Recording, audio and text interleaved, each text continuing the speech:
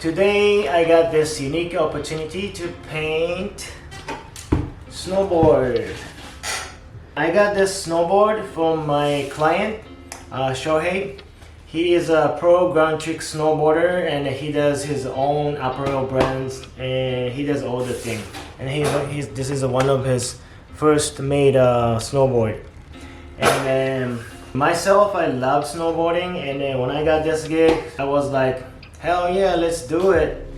But same time, I never done this painting on snowboard.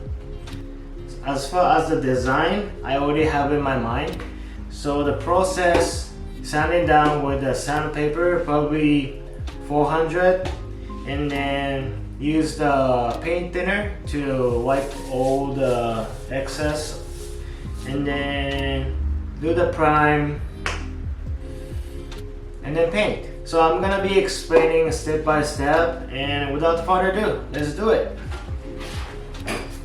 First, I'm gonna be taking off this protection. I'm pretty sure every snowboard has some sort of protection. I think it's a resin cord, and then I'm gonna be using this overall sander with 400 grit, no, 320 grit.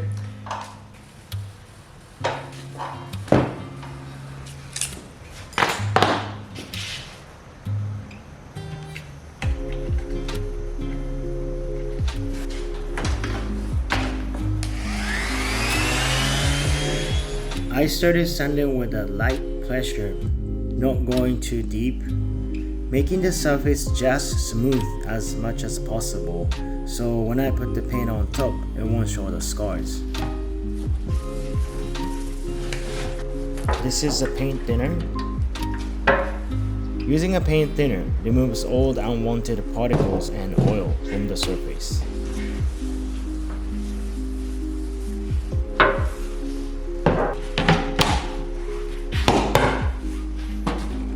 This is a primer I got from Home Center in Japan. I normally use a spray one for this type of project, but this was the only one I could find at the store. But essentially, this will do the same job.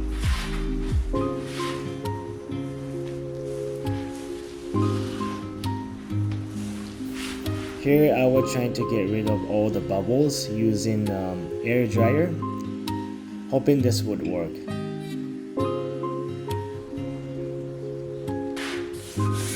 Yeah, next morning I checked and there was still bumpy bubbles, so I started sanding down with the 400 grit. So the preparation is done. I did the sanding and the clear coat, primer. So now after this, next step is put some background color, let it dry. I think I'm gonna put the sketch by freehand, and so let's do it. Here I am spraying with water and I wipe off all the particles. I am using this toilet paper to cover the hole, so when everything is done, I can easily remove it and keep the hole clean.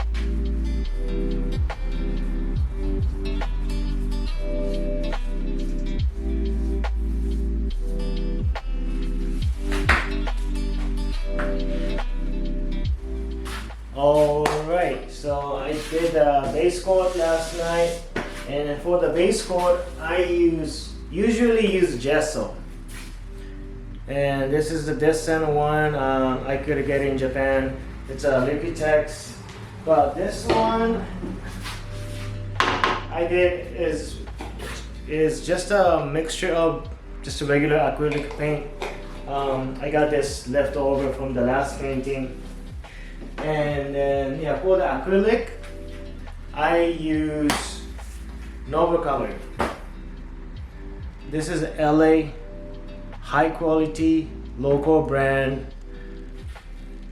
and then I think this quality is as good as golden, and then the price point is much lower, so I would recommend this paint.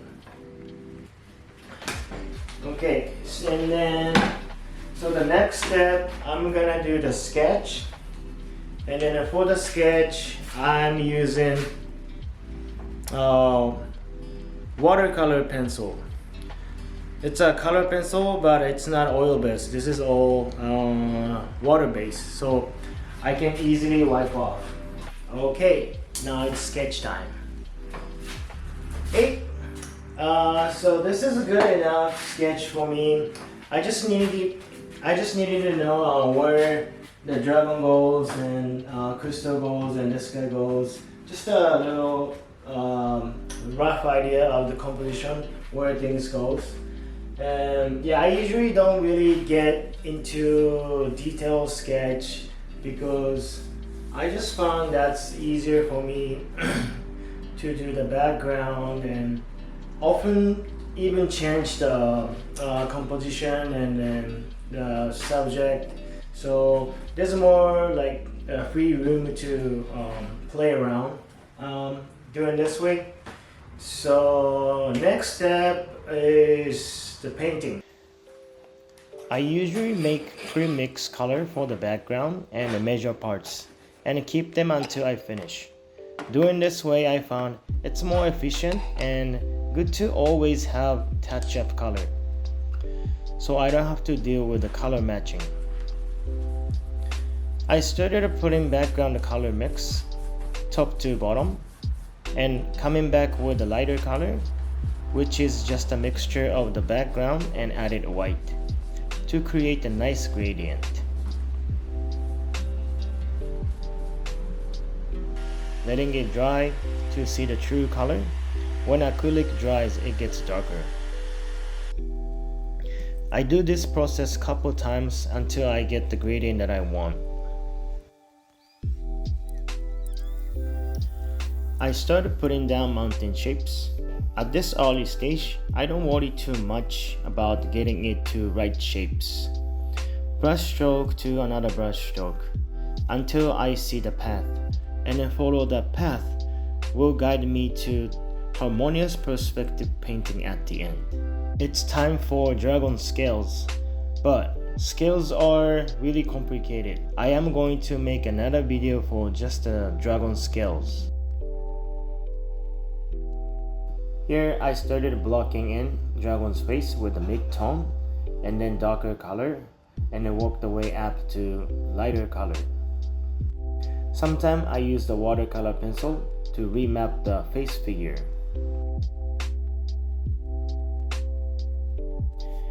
And when I paint the mythical creatures, I don't worry too much about whether it's correct or not, because who have really seen it?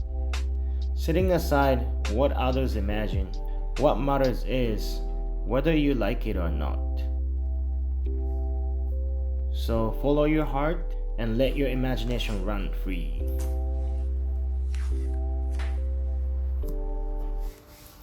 This is a story of Princess Mana. She was the guardian deity of Ono City and was a daughter of the leader. During an ancient drought and famine, she sacrificed herself to the dragon god of Jumonja Valley, bringing rain and saving the region. So when I got this job and we discussed if there was any concept for this painting, it turned out to be Ono City, where he is from. There was a story of Princess Mana and the dragon, and of course snowboarding. And the crystals in the middle are a metaphor for the princess. Instead of painting the client directly in this picture, I painted the fox strutting, which is his favorite animal.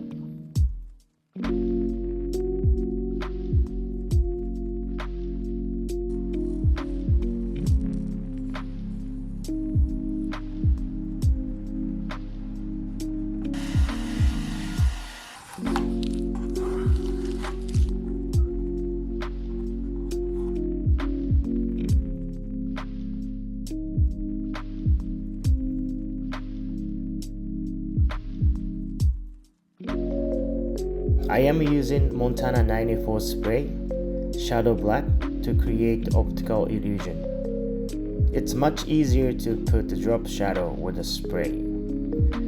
It's a semi-transparent spray.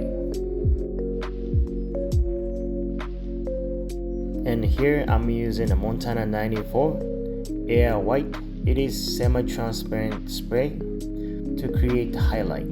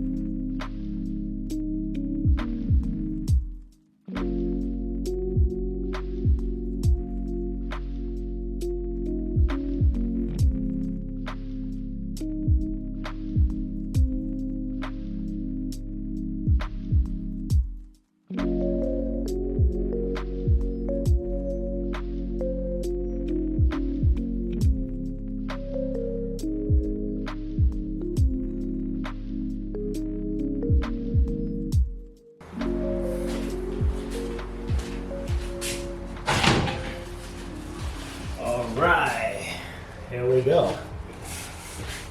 Dragon, fox, and then the logo.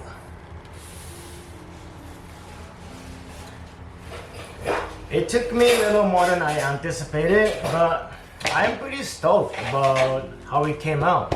I think it looked pretty good. And then the next step will be the clear coat protection on top. And then this is where I get a little nervous, because this is gonna be the very last part of the process, and I really don't want to mess up. So this time I'm going to use this uretane, urethane, I don't know the English. Uretane, what we call in Japan. This is a little better than like regular like sprays. This has a base and a hardener, so it gets really hard and then makes good shine. But I don't know, I'm not a professional snowboard maker. If you guys know better like coating, maybe resin type of things, just let me know for the future reference. And yeah, well, hopefully this can work. Let's try.